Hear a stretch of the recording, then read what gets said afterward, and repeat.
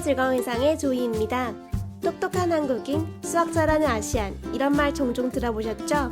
실제로 외국에 나가보면 한국인을 포함한 아시안들이 다른 민족에 비해서 수학을 잘하는 편이에요.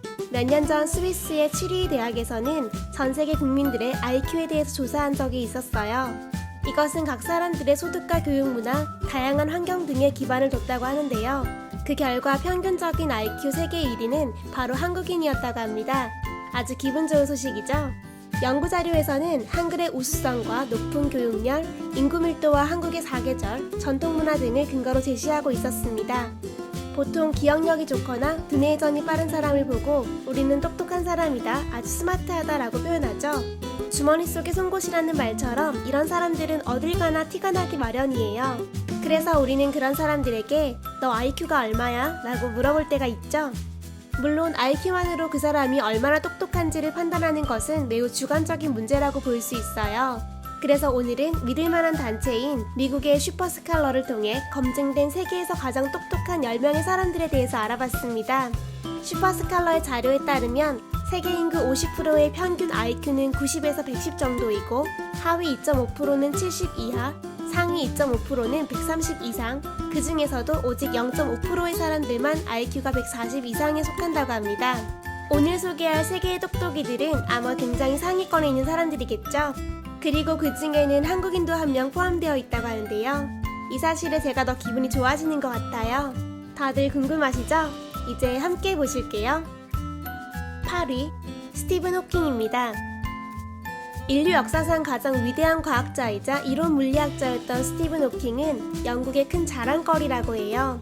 22살 젊은 나이에 근육신경계 난치병인 루게릭 진단을 받고 시한부 선고를 받았으나 이를 극복하고 32살에 가장 젊은 왕립학회 회원이 되었다고 합니다. 루게릭을 앓고 있음에도 불구하고 블랙홀 등의 우주 천문학 연구에서 뛰어난 업적을 남겨서 총 14개의 표창을 받기도 했습니다. 또한 7권의 베스트셀러를 가진 작가였으며 그중 시간의 역사는 런던 선데이 타임즈의 베스트셀러 목록에 현존 최고 기록인 237주 동안이나 실렸다고 합니다. 세상 모든 사람들이 과학에 대해서 관심을 가지는 것은 아니었지만 루게릭이라는 병을 이겨낸 천재 스티븐 호킹에 대해서는 큰 관심이 있었던 것 같습니다. 7위, 주디트 폴가입니다. 세계에서 가장 똑똑한 10명의 사람들 중에서 유일하게 여성인 주디트 폴가는 헝가리의 아주 유명한 체스 선수입니다. 역사상 이렇게까지 막강했던 여성 체스 선수가 없었다고 하는데요. 1991년 15세의 어린 나이에 체스계의 신화였던 바비 피셔를 꺾고 최연소 그랜드 챔피언에 등극하기도 했습니다. 주디트에게는 두 자매가 있는데요. 첫째 수잔 폴가는 1984년부터 1991년까지 체스 세계 여자 선수권 대회에서 총 4번의 우승을 했으며 둘째 소피아 폴가는 1986년 체스 세계 여자 선수권 대회에서 우승을 했다고 합니다. 그러고 보니 주디트는 언니들과는 다르게 여자 선수권 대회에 참여한 적이 한 번도 없었는데요.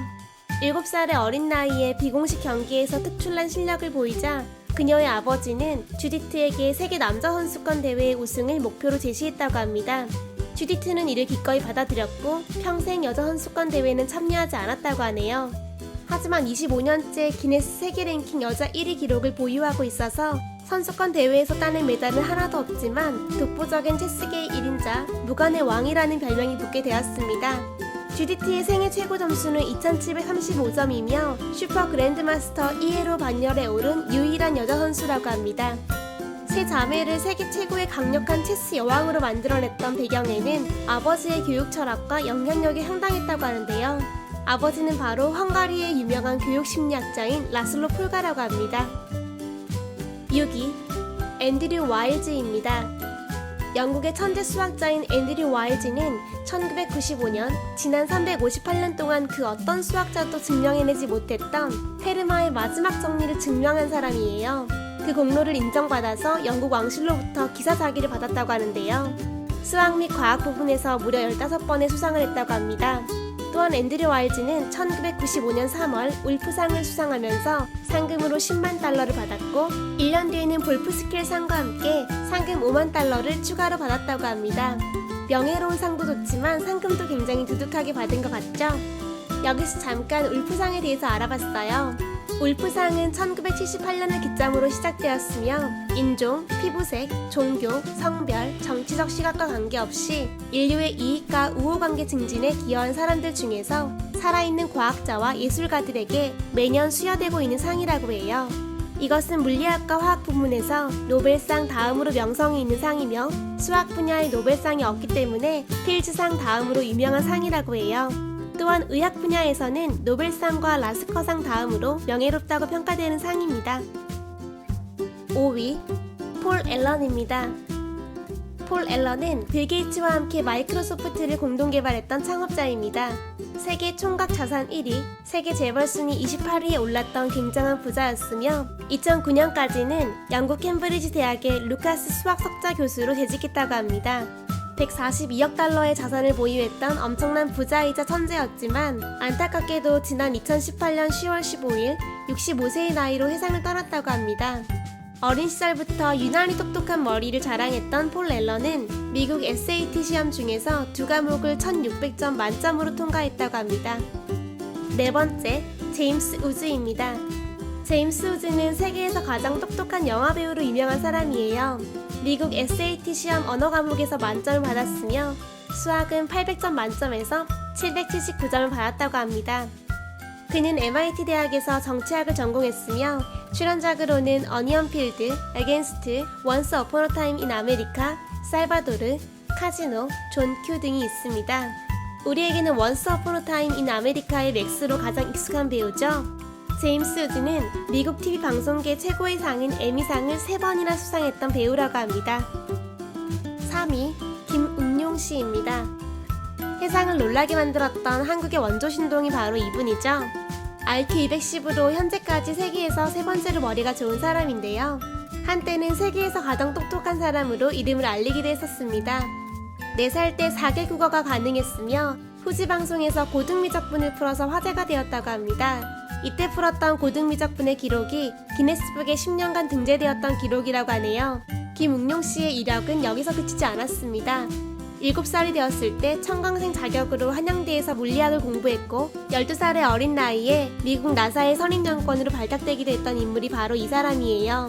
하지만 천재라는 수식어와 세계 수많은 사람들의 관심이 그에게 큰 부담이 되었던 걸까요?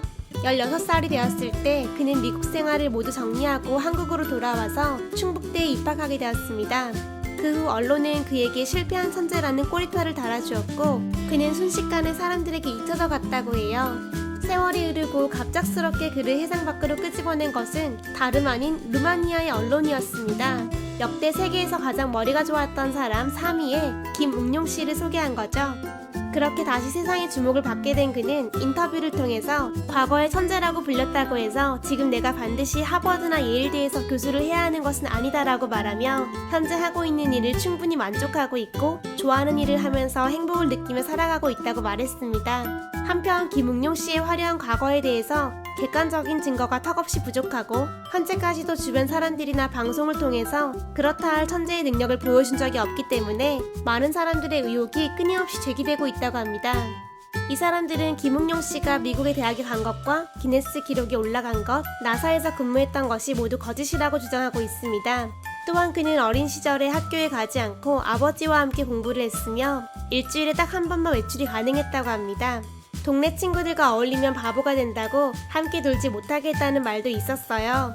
어린 시절 받았던 수많은 언론의 관심과 아버지의 지나친 기대와 교육열이 김웅용 씨에게 부정적인 영향을 준 것은 아닐까 싶기도 하네요. 이 모든 것의 진실은 본인만 알겠죠? 2위, 크리스토퍼 히라타입니다. 세계에서 두 번째로 IQ가 높은 사람인 크리스토퍼 히라타는 물리학의 두각을 드러낸 천재입니다. 13살 어린 나이에 물리학 올림피아드에서 금메달을 땄으며 14살 때는 캘리포니아 공대에 입학했다고 합니다. 16살이 되었을 때는 나사의 화성 프로젝트에 참여했으며 22살에는 프린스턴 대학에서 천문학 박사학위를 받았다고 합니다. 현재 그는 모교인 캘리포니아 공대에서 교수로 재직하고 있습니다. 1위, 테렌스 타워입니다. 세계에서 가장 IQ가 높은 사람으로 뽑힌 테렌스 타워는 호주 출신의 수학자입니다. 그는 유아 때 어린이 프로그램인 세서미 스트리트를 보고 스스로 더샘 벨셈을 터득했다고 합니다. 2살 때 기본적인 수학 문제를 모두 풀 수 있었고 8살 때는 미국 SAT 시험에서 760점을 받았다고 하는데요. 9살이 되었을 때 대학 과정의 모든 수학 문제를 척척 풀 수 있었고 이후 13살이 되었을 때 수학 올림피아드에서 금메달을 땄으며 24살이 되었을 때 UCLA의 최연소 교수가 된 대단한 인물이에요. 그는 지난 2004년 수학자 벤 그린과 함께 등차 수열에 관한 정수론의 난제를 해결하면서 세계 언론에 아주 크게 알려졌다고 합니다. 이에 대한 업적으로 2006년에는 수학계의 노벨상이라 불리는 필드상을 받았다고 합니다. 세상에는 참 똑똑한 사람들이 많이 살고 있는 것 같아요. 오늘 소개했던 사람들은 에디슨이나 아인슈타인처럼 아주 먼 과거에 살았던 사람들이 아니라 현재까지 살아있거나 최근까지 현존했던 사람들이었어요. 아마도 오늘 소개한 사람들 외에도 드러나지 않은 숨은 천재들이 굉장히 많을 것 같은데요. 나 좀 똑똑한 것 같은데? 라는 생각이 드시는 분들은 혹시 모르니 IQ 테스트부터 받아보시는 게 좋을 것 같습니다. 이상 즐거운 회상의 조이였습니다. 좋아요와 구독 많이 눌러주세요. 감사합니다. 안녕.